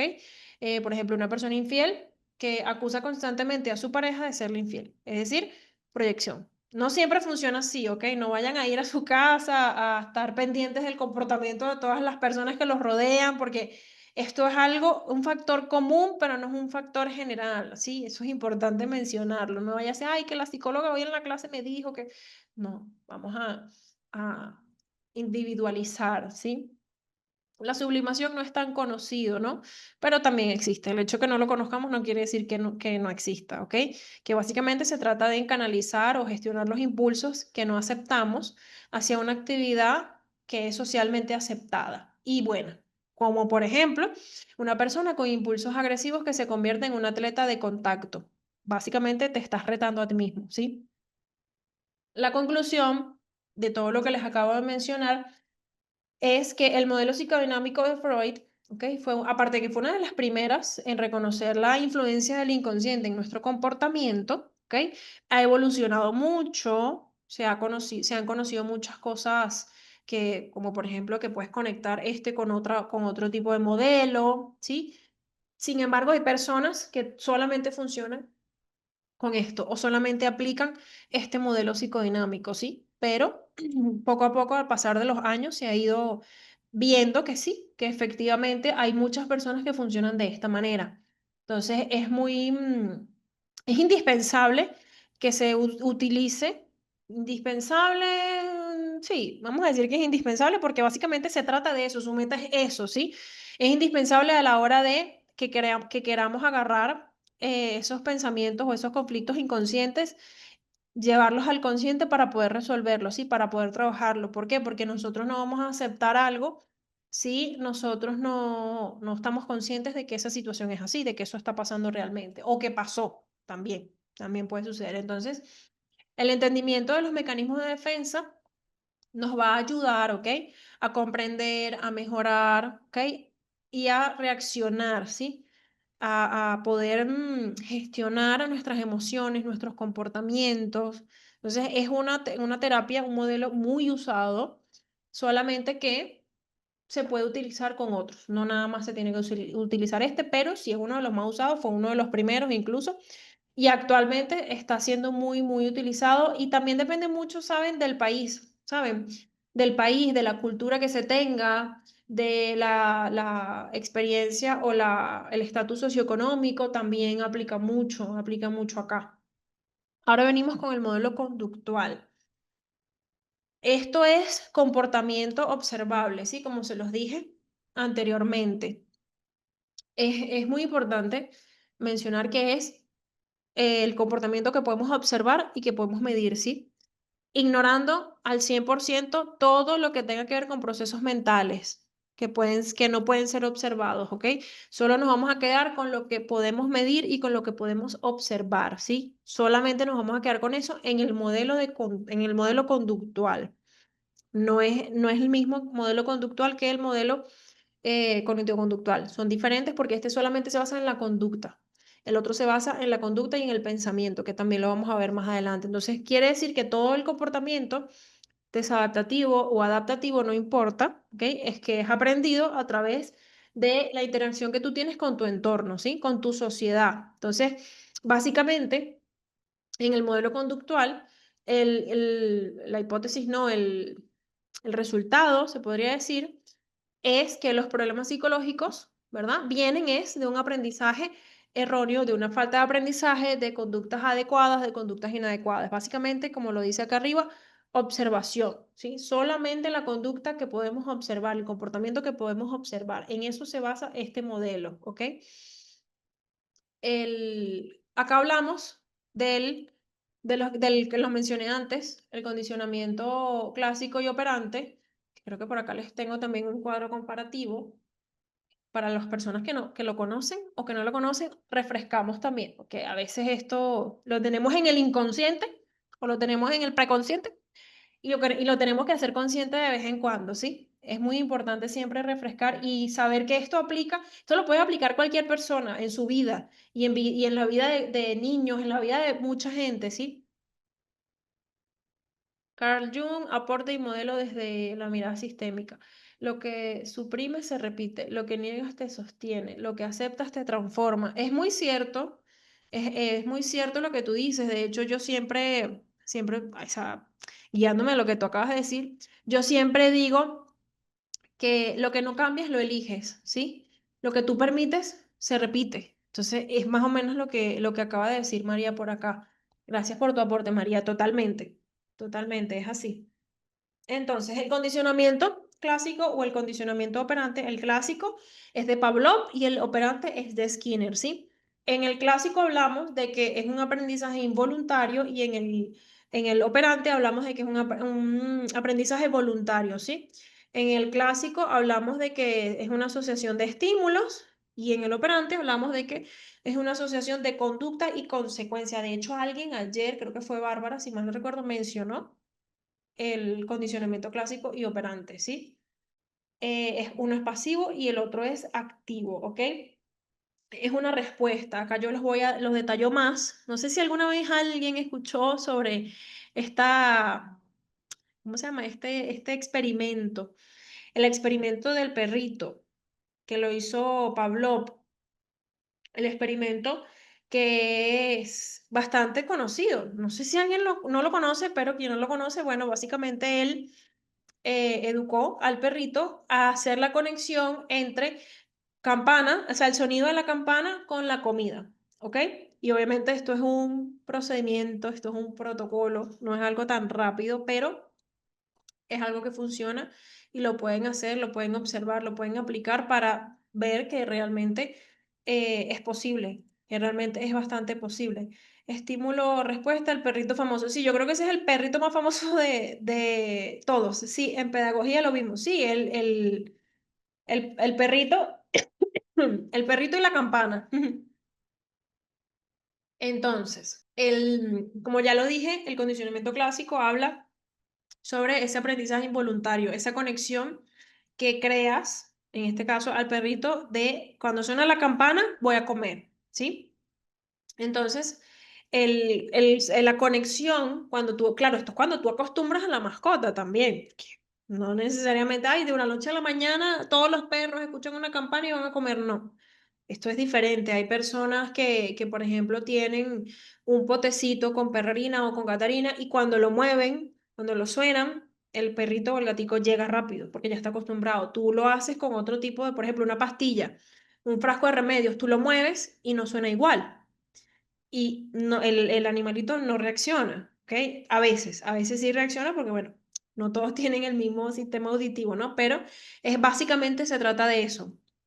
Se trata de que es algo que es medido, ¿ok? Tienes que ir poco a poco midiéndolo, tienes que ir poco a poco aplicándolo si quieres en niños o en mascotas, ¿saben? Esto aplica para todo, que mucha gente lo hace con los niños. No, obviamente no con campanas y comida, pero ajá.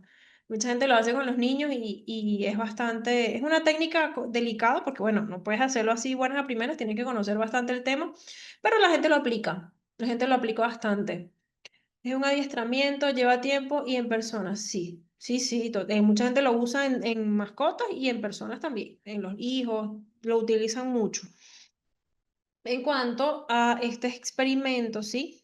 El ejemplo, como lo dije, el ejemplo del perrito, se logró demostrar, porque era una teoría, y con este experimento logró demostrarse que se puede, ¿ok? Condicionar una respuesta con tiempo, con dedicación. Entonces, antes de condicionarlo, el perro salivaba de forma natural ante la comida, ¿ok? pero ante el sonido de la campana no hacía absolutamente nada, que no había ningún estímulo aprendido, ¿sí? Durante el condicionamiento, él como que empezó a asociar el sonido de la campana con la comida. Entonces, después del condicionamiento es que se genera esta conducta. El perro empieza a salivar solamente cuando escucha la campana porque ya sabe que es lo que viene después. Campana, saliva porque ya sabe que va a comer, ¿ok? Sin ver la comida, no ve la comida, pero ya empieza a salivar porque ya acostumbraste, sí, ya lo estimulaste. Sí, mi mascota reacciona al sonido que hace un empaque o bolsa. Ah, sí, también. Y dígame, los que son labucios más todavía. Más todavía. No puedes escuchar una bolsa, no puedes escuchar porque salen corriendo desde el infinito y más allá a ver qué estás comiendo. Todos son así. Pero muchas mascotas lo hacen con sonidos específicos. Por ejemplo, no es lo mismo escuchar un empaque de cualquier cosa que escuchar el sonido de la bolsa o del empaque de su comida, que es diferente porque el material es diferente. Entonces, totalmente cierto, Leandro, totalmente cierto tu comentario. Entonces, como lo digo, como lo dije antes y luego repito, siempre es bueno recalcar que el experimento demostró, ¿ok? Que una respuesta refleja puede ser condicionada a un estímulo previamente neutro. De todas maneras, yo acá anterior, esto se los detallé acá, ¿sí? Pasa que se los pongo así, se los explico así, para que puedan entenderme de una forma más simple. De todas maneras, esto lo van a tener ustedes, así que no se preocupen que lo van a poder leer, ver las veces que ustedes quieran, ¿sí? Así que no se preocupen. Excelente el perrito, sí, yo creo que todos amamos al perrito. Si lo fuese hecho con otra mascota, quizás no hubiese tenido tanto conocimiento. Ahora venimos con el condicionamiento operante, ¿sí? Que es el de Skinner. Esto es un aprendizaje voluntario. Se basa en modificar, ¿ok? Una conducta por medio de consecuencias. El individuo, la mascota, sea persona, mascota, lo que sea, como lo dice acá, opera, ¿sí? Es un agente activo que opera sobre el entorno para poder obtener un resultado. Entonces tenemos acá conducta operante, acciones voluntarias que producen consecuencias en el entorno, ¿ok? La contingencia es la relación entre la conducta y la consecuencia, o sea, lo que haces algo tiene una consecuencia, ¿ok? Y la probabilidad es la frecuencia de una conducta aumentada o disminuye según su consecuencia. Entonces es como condicionamiento, dice operante, ahí se me cortó acá. Bueno, es como lo pongo acá, como lo detallé acá, el refuerzo y el castigo. Por ejemplo, yo más adelante les tengo un cuadro comparativo de ambas para resumirlo más y que sea más sencillo también a la hora de que nos quede la información. O para algunas personas que no lo entiendan bien, también funciona el cuadrito que van a ver a continuación. No sé si es después de esta o después de la que viene, pero está ahorita. Está ahorita lo vamos a ver en esta clase. Entonces, el condicionamiento operante básicamente es la consecuencia o el resultado de una conducta que se puede categorizar como un refuerzo o un castigo. Por ejemplo, en caso de refuerzo, tenemos como que cualquier consecuencia o sí, vamos a usar la palabra consecuencia porque es la que se usó en el estudio, pero podemos usar cualquier otra similar, ¿ok? Aumenta la probabilidad de que esa conducta se repita, ¿sí? Cuando, por ejemplo, aquí yo les puse un ejemplo del refuerzo positivo, añadir algo agradable después de una conducta, ¿ok? Después de una conducta adecuada. Por ejemplo, un niño hace la tarea y recibe un elogio o cualquier otra cosa positiva. Entonces, en cuanto al castigo, es una consecuencia que disminuye la probabilidad de que la conducta se repita. Es decir, como el ejemplo que le puse acá, añadir algo desagradable después de una conducta que no queramos repetir. Por ejemplo, un niño toca algo caliente y se quema. Entonces ya aprende que no lo aplicaste tú, pero bueno, se puede entender perfectamente que ya aprendió, ¿ok? De que, mira, tocaste algo caliente, fue un comportamiento indebido y ocasiona un castigo positivo. ¿Por qué es un castigo positivo? Porque lo que queremos es que no se repita, ¿ok? Lo que queremos es que no se repita esa conducta. Por eso es que se le dice castigo positivo, porque es un castigo, pero la meta, por decirlo de una manera, es que no se repita. ¿ok? Que no se repita esa conducta, porque también el desconocimiento, ¿no? En el ejemplo que le coloqué a un niño no sabe que te vas a quemar o no sabe lo que significa que te vas a quemar si tocas algo caliente. Entonces eso también es bastante importante. De todas maneras, acá les puse como que un pequeño cronograma, se podría decir. Así, evento, consecuencia. Y bueno, la respuesta, obviamente, es el medio. Estímulo, refuerzas, conducta. Yo les coloqué esto para poder que tengan como un esquema, por decirlo de una manera. Voy a ver si les puedo compartir otro, que es el de acá abajo. Si no, igualito lo van a poder ver en la grabación, no. Cuando tengan la información, que yo las voy a ir subiendo, que por cierto me preguntaron hoy cuándo íbamos a subir la información. Yo voy subiendo la información de cada módulo a medida que termina el módulo. Apenas termina el módulo, empiezo a subir la información, ¿sí? Quiero es ver si puedo darles el ejemplo acá escrito, que no me acuerdo cuál coloqué. En el refuerzo negativo, lo que tratamos es eliminar algo desagradable después de una conducta. El ejemplo que coloqué fue tomar una aspirina, elimina el dolor de cabeza, ¿ok? Y en el castigo negativo, colocamos eliminar algo agradable después de la conducta. Por ejemplo, quitar la consola de videojuegos por mal comportamiento, ¿ok? De todas maneras, esto no les va a salir así cuando lo tengan, porque eso lo vamos a colocar en un PDF, ¿sí? Y no va a salirles así, no se les va a mover. Acá es donde les coloqué la comparativa, ¿sí? Les coloqué la comparativa. Tenemos las características de un lado, ¿sí? Y arriba tenemos el clásico y el operante. Entonces, yo siempre trato de, cuando son cosas así como las que acabo de explicar, me gusta colocar un cuadro más resumido porque es como a veces es más fácil de entenderlo o te queda más la información cuando lo ves desde distintos puntos. Entonces, por eso me gusta colocarlo acá. ¿Ok? Entonces, en el condicionamiento clásico tenemos que el tipo de aprendizaje es estímulo-estímulo, ¿sí? Y en el condicionamiento operante es conducta-consecuencia, ¿ok? En cuanto a la conducta, el clásico es involuntaria y en el operante es voluntaria, ¿ok? Esas son más o menos las diferencias. Igual acá, como lo dije al principio, en el rol el clásico es pasivo y en el operante es activo, ¿ok? Cuando ocurre el estímulo en cuanto al condicionamiento clásico, ¿ok? Ya está condicionado, precede a la respuesta, o sea, ya es como lo dice acá arriba, involuntaria, automática, ¿sí? En cuanto acá, ya la consecuencia precede a la conducta, o sea, ya lo aprendiste.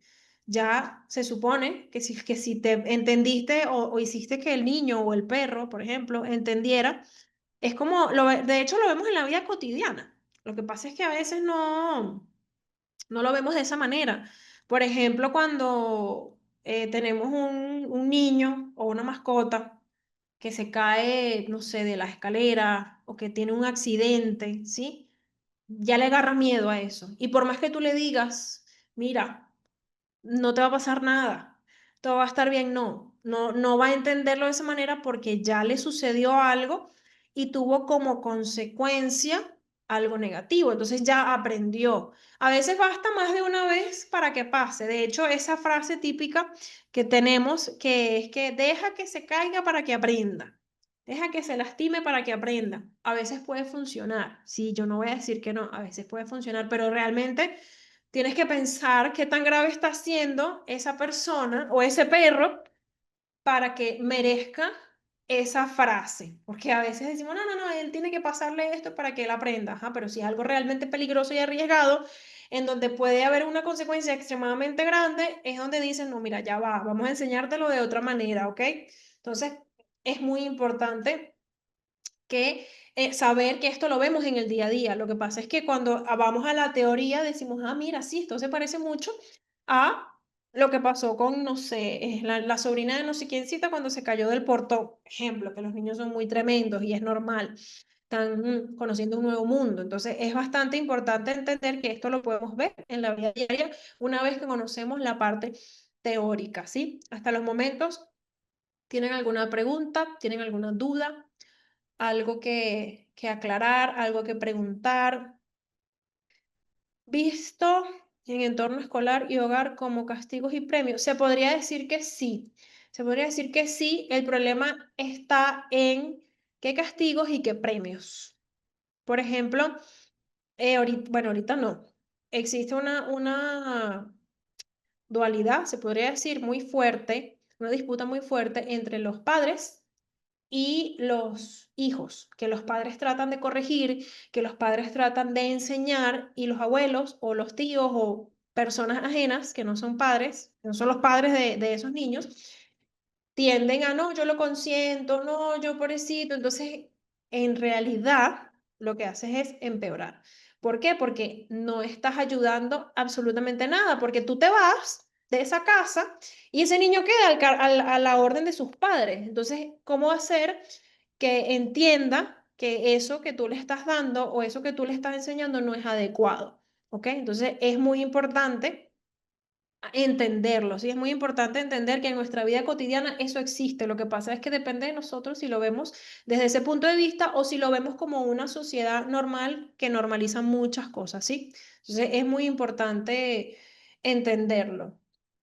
Excelente explicación, gracias. Todo excelente, profe Ariadna, te felicito por tu clase. Gracias, gracias por venir hoy también. Los espero mañana.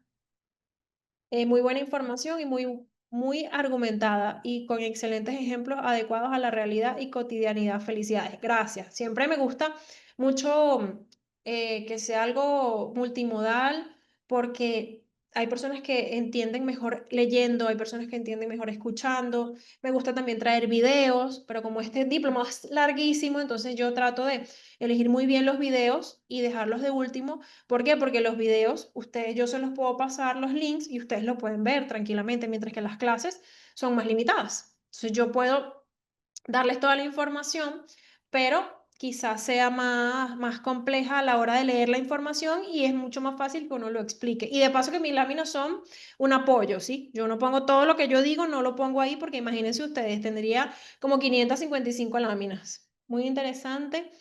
Tópicos y crecimiento y expansión cognitivo. Felicidades, Venezuela. Gracias. Profe, excelente. Mañana le escribo tipo 10. Quiero que me saque de una duda. Sin problema, Andrés. A la orden, a la orden. Los que me escriben en la noche, ayer me escribieron varios, yo contesto cuando veo los mensajes, pero bueno, si es muy tarde, les contesto al día siguiente, porque después de ustedes tengo otra clase. Entonces, por eso es que a veces no contesto rápido, ¿sí? O bueno, después tengo otras cosas que hacer y así. Y bueno, chicos, los dejo con Jelly para que le pregunten, porque me preguntaron mucha información sobre la certificación, sobre las clases, sobre todo, pero esa información la tiene Jelly. Yo la puedo manejar también, pero ella es la que les puede decir a ciencia cierta todas las dudas que ustedes puedan tener en cuanto a la certificación, las clases grabadas, el material. Entonces es muy importante, ¿sí? Yo también voy a escribir, le aviso con tiempo, gracias. Perfecto, a la orden. Ya tienen mi número. Cuando quieran pueden escribir, no hay ningún problema. Profe, yo tengo una duda, pero se la hago al privado.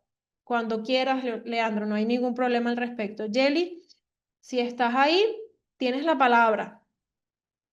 Tienes la palabra para, no sé si hay alguna pregunta antes de que me retire a la otra clase. O si los dejo ya con Jelly para que ella aclare todas sus dudas, ¿sí? Gracias por todo, no, a la orden. Gracias a ustedes por llegar, por preguntar, por participar. Sé que a veces puede ser un poquito tedioso porque, bueno, mucha información, sí, mucha información, yo lo sé. Por eso trato de darla suave, de no sentarme aquí y hablar y hablar y hablar, no, o sea, de darla lo más suave posible porque es mucha información muy interesante, toda la información es muy valiosa y la podemos aplicar en nuestro día a día. Les voy a dejar de tarea que averigüen sobre la transversalidad para que me entiendan, porque yo les digo que lo pueden aplicar en todo, ¿sí? Feliz noche, gracias, hasta mañana. Hasta mañana. Gracias, gracias, gracias. Gracias a ti, Luz. Muchas gracias a ti. Bueno, cuando llegue Jelly, ella les va a dar toda la información que necesitan saber. De todas maneras, tienen su número, tienen mi número, están las personas que están en el grupo, las personas que no están en el grupo. Jelly pasó el grupo también, por si acaso. Mil y mil gracias, muchas bendiciones. Amén, bendiciones a todos también. Si tienen alguna duda, si les surge alguna duda hoy o mañana, pueden anotarla, me la pueden pasar y la aclaramos acá o la aclaramos en privado y la podemos compartir también en público porque a veces es bueno. Excelente información, mil gracias. Gracias a ustedes. Gracias a ustedes por todo su apoyo, por todo su cariño, por todo el respeto también. Es muy importante. Entonces, bueno, cualquier cosita, chicos, aquí tienen el link, acá tienen el número de Jelly, el mío yo los pasé. De todas maneras están las láminas, de las Buenas primeras láminas. noches. Cualquier cosita, los dejo con Jelly. Me Sí, retiro para mi otra clase. dale, nos vemos ahorita. Chaito.